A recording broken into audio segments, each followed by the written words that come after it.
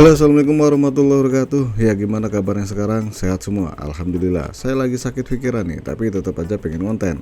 Karena sebuah kebahagiaan ketika konten kita itu bermanfaat. Terlebih lagi rame yang komen. Curhatnya skip aja ya. Kita bakal rakit PC gaming harga 2 juta plus. Namanya plus. Itu pasti asik, ya nggak? Hayo, jangan mikir kemana-mana nih. Nah, sebelum lanjut membahas, ada baiknya kalian sub channel ini dulu, karena itu nggak rugi. Tinggal dipencet doang tombol merahnya. Dengan begitu, kalian bisa membuat saya makin bahagia.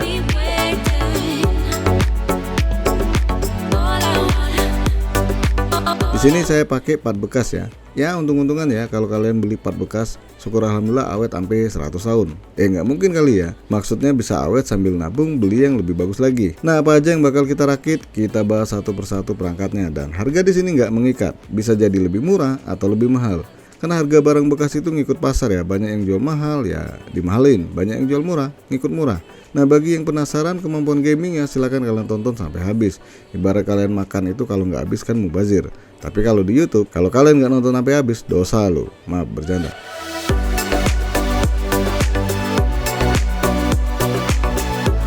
AMD Athlon X4 860K 3,7 GHz. Nah, prosesor ini merupakan salah satu prosesor murah tapi kenceng di kelasnya. Dulu saya lupa inget nih, harga barunya berapa? Mungkin di kisaran 1 juta kali ya. Prosesor ini udah real 4 core dengan kecepatan 3,7 GHz. Sejatinya prosesor ini bukan buat ngalahin Core i5 generasi 4, tetapi buat melawan Core i3 generasi 4. Harga termurah di pasaran di kisaran Rp300.000 dan ini tanpa cooler. Jadi kalian harus beli cooler lagi ya. ASRock FM2 A68DG3 Plus. Lagi-lagi merek ASRock. Yap, banyak orang pilih brand satu ini karena harganya yang tergolong bersahabat. Biar kata murah, motherboard ini udah punya 2 port USB 3.0 bagian belakang dan ada juga port USB 3.0 bagian depan. Harga pasarannya di kisaran Rp500.000. Kalau dibilang murah banget sih enggak ya, karena barang ini masih ada barunya dan harga barunya itu di kisaran Rp750.000. Nah, saran saya silakan kalian ambil barunya kalau memang beda tipis dengan bekasnya. RAM Corsair Vengeance 8GB DDR3 dual channel. Ini saya nyebut Vengeance ini bener atau enggak ya? Salah satu merek yang paling diminati. Yep, kapal api, Corsair, logonya yang kapal api. Harga pasaran bekas RAM satu ini di kisaran Rp500.000. Kalau mau murah lagi, kalian bisa ambil RAM single channel tanpa heatsink, harganya di kisaran Rp350.000. SSD TIM 120GB. Nah, saya nggak nemu bekas SSD tipe ini. Saran saya sih alternatifnya kalian bisa ambil merek EOTA 120GB. Harganya murah banget, nggak sampai 200.000. Dan soal kemampuan, udah cukup lumayan ya. Saya udah pernah nyoba dan cukup memuaskan. Harddisk 500GB SATA. Nah, buat neken budget, karena harga SSD nggak murah-murah amat, makanya untuk tambahan penyimpanan data, kalian wajib beli harddisk.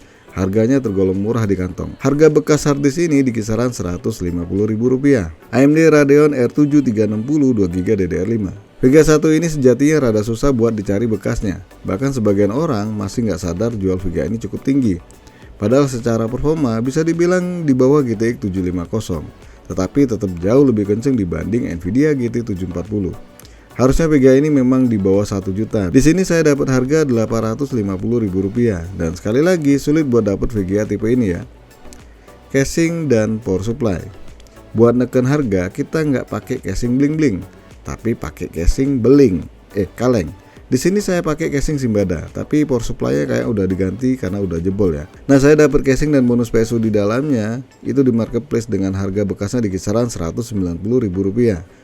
Cooler ori AMD. Karena kita dapat prosesor tanpa cooler, makanya beli cooler lagi. Dan kebetulan nemu cooler asli di harga Rp100.000. Ini bekas ya. Dan cooler aslinya ini udah dilapisin tembaga di bagian tengah heatsinknya.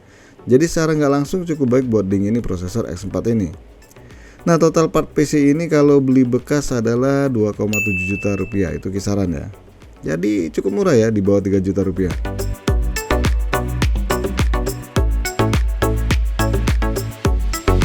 Oke, langsung aja kita rakit PC ini. Ya, seperti biasa saya selalu masang 3 perangkat ini sebelum masuk ke casing: prosesor, cooler, dan RAM di motherboard. Nah, buat pasang prosesor AMD ini nggak beda jauh sama Intel. Kalian harus lihat segitiga di prosesor maupun di motherboard. Tinggal kalian cocokkan. Silahkan kalian buka pengunci soket prosesor. Caranya gampang banget, tinggal tekan dan geser, lanjut posisikan besi ke atas. Pegang prosesornya seperti ini ya, dan posisikan segitiga di prosesor pojok kiri atas. Masukkan secara perlahan, tapi harus hati-hati ya, kalau kesenggol dikit bisa bengkok nih pinnya. Tinggal kalian kunci dengan besi pengunci soket prosesor ini dan kaitkan kembali. Mudah kan? Lanjut, sebelum pasang cooler, pasang pasta baru dulu. Di sini saya pakai pasta Deepcool Z5. Kalian taruh pasta yang lebih banyak dibandingkan prosesor Intel. Hal ini dilakukan karena kita bakal ratain pasta ini di seluruh permukaan prosesor. Nah, buat ngeratain saya pakai sendok. Apa ini namanya? Alat bantu buat ngeratain pasta ini. Ini dapat bonus dari Deepcool Z5 ya. Kalau udah, kita siapkan cooler prosesornya. Di sini posisi pengunci cooler seperti di video ya.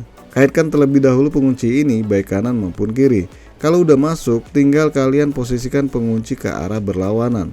Langkah selanjutnya, kalian pasang power kipas cooler ke soket CPU fan.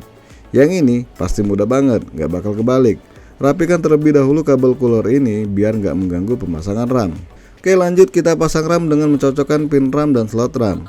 Buka terlebih dahulu semua pengunci RAM karena di sini kita pakai RAM dual channel, yang berarti ada 2 RAM. Lanjut pasang kedua RAM tersebut di motherboard.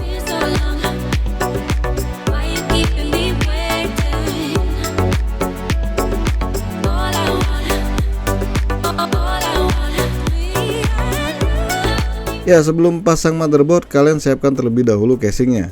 Di sini kalian pasang terlebih dahulu back panel motherboard ini. Cara pasangnya cukup mudah ya, tinggal kalian masukkan back panel dan dorong hingga terkunci di casing.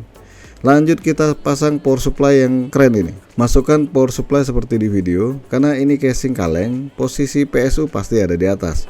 Siapkan 4 baut pengunci power supply ini dan tinggal kalian pasang 4 baut ini. Lanjut kita pasang hard disk dan SSD di casing ini. Nah, buat pasang hard disk di casing ini sebenarnya rada gimana gitu ya.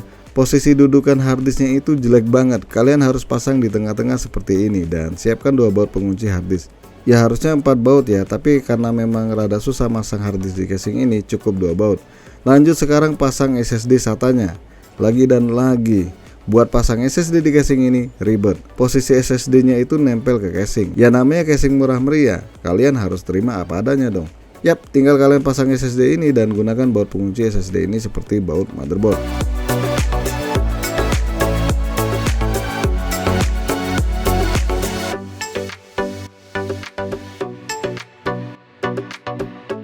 Sekarang kita masukkan motherboard ke dalam casing ini. Jangan lupa kalau casing ini belum ada dudukan motherboardnya, kalian wajib pasang.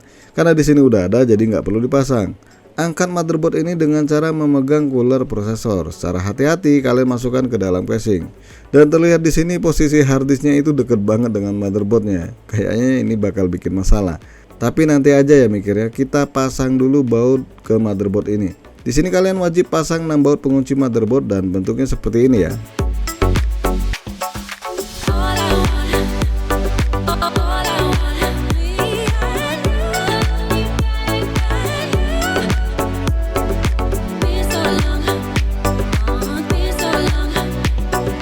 Dan ternyata posisi harddisk ini benar-benar menghalangi pemasangan kabel power 24 pin power supply.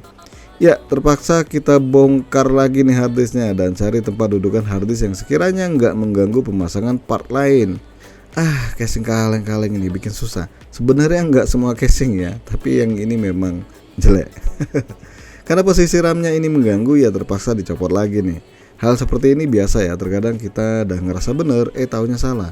Ya kayak orang sekarang, udah salah sok bener. Nah akhirnya, yang salah dibenerin, yang bener jangan disalahin dong. Sorry bercanda. Kita pasang dulu konektor power supply 24 pin ini sebelum pasang kembali RAM tadi. Buat pemasangan konektor ini, kalian pastikan posisinya bener-bener rapet, nggak renggang, biar aman. Ya kayak hubungan kita nih, kalau renggang, kan bahaya ya. Apa ini? Malah ngelantur. Oke lanjut, kita pasang juga konektor 4 pin prosesor. Nah bagian ini juga nggak mungkin salah pasang, karena posisi penguncinya itu udah pas. Kalau kebalik juga nggak bakal masuk, kecuali kalau kalian paksain seperti Hulk. Lanjut kita pasang kembali kedua RAM ini. Oke, kita pasang konektor bagian depan casing. Kita pasang kabel power on off dulu ya. Di sini urutannya dimulai dari 2 pin di bawah. Itu ada HDD LED. Sebelahnya itu reset.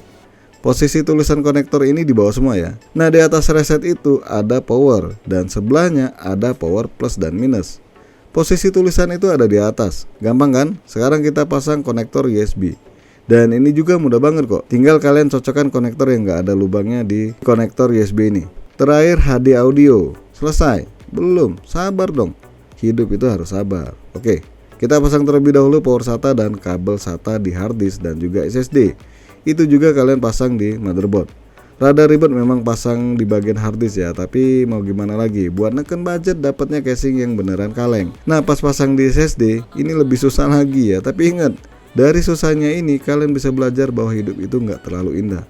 Ngomong apa ini? Langkah terakhir adalah pemasangan VGA card. Siapkan dua baut pengunci VGA card ini. Ukuran dan bentuknya itu sama seperti baut hard disk maupun power supply. Buat pasang VGA ini tinggal kalian colokkan ke portnya. Pakai perasaan ya, biar VGA nya nggak tersakiti. Barang mahal ini. Oke, lanjut kalian kunci VGA card ini dengan dua baut pengunci tadi. Dan sampai di sini selesai sudah video merakitnya. Niat saya sih mau rapikan kabel, tapi kayaknya udah rapi ya. Biarin aja kali ya. Toh saya juga lagi berantakan. Maksudnya lagi ngejar target. Sorry.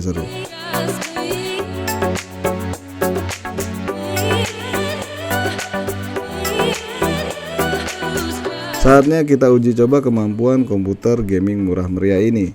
Di sini saya pakai Windows 10 terbaru dan juga driver paling baru khusus VGA Radeon R7 360 ini. Saya pakai monitor resolusi 1080p. Mari kita bahas satu persatu game yang bakal diuji cobakan di PC ini. Oh ya, buat informasi, frame rate-nya ini berkurang 5-10 fps ya, dikarenakan sambil merekam layar. PES 2021 update. Salah satu game favorit nih, ya walaupun bukan versi terbaru, tetap aja game ini lumayan berat. Nah di sini saya pakai resolusi 1080p dengan frame rate 60 fps. Facingnya enable 1. Rendernya itu low ya. Kalau kalian lihat video sepertinya patah-patah, ya ini dikarenakan kerja PC ini double. Jadi kesannya patah-patah, aslinya lancar banget. Frame rate yang dihasilkan itu antara 50-60 fps. Tetapi karena sambil merekam layar, FPS-nya turun. AC Valhalla. Wih, ajib-ajib nih BG ya. Bisa main game Direct 12? Lah bisa dong, karena R7 memang udah Direct 12. Di sini kalian bisa lihat hasilnya kurang memuaskan ya, tetapi sejatinya masih bisa dimainkan. Tinggal kalian turuni saja settingan di gamenya, khususnya di resolusi layar. Dijamin ada kenaikan frame rate. Call of Duty World War 2. Biar kata game lawas karena keluar tahun 2017 yang kemarin, tapi game ini tergolong berat ya, apalagi settingannya rata kanan. Di sini saya pakai settingan optimize video. Render resolusinya 50% dan pengaturan lainnya itu low. Frame rate-nya kurang stabil sih, apalagi pas ada ledakan. Frame rate-nya bisa drop di kisaran 30 fps. Valorant. Nah, game online yang cukup banyak penggemar ini sebenarnya cukup mulus dimainkan. Itu kalau saya nggak rekod layar. Tapi kalau pas rekod layar berasa patah-patah. Mungkin prosesornya kerjanya double, jadi ya kemampuannya berkurang. Horizon Zero Dawn. Ini game seangkatan Call of Duty ya, tapi ternyata lebih berat. Dengan resolusi 720p, hasilnya juga kurang memuaskan. Berat banget game ini, seperti hidup saya yang berat buat dijalani. Sorry, curhat. Frame rate yang dihasilkan di kisaran 30-40 fps. Bahkan pas di alam terbuka, frame rate bisa drop di bawah 30 fps. GTA 5. Nah, game lawas yang satu ini masih banyak penggemarnya. Settingan di game ini high dan ternyata hasilnya cukup baik. Ya walaupun hasil yang kita lihat itu hanya di awal game, tapi minimal kalian bisa dapat gambaran kemampuan dari PC gaming ini. Ya nanti kalau seandainya kurang memuaskan, kalian tinggal turunkan settingannya biar lebih enak lagi. Genshin Impact. Nah, dengan settingan lawas di resolusi 1080p, frame rate yang dihasilkan cukup baik, di kisaran 40-60 fps.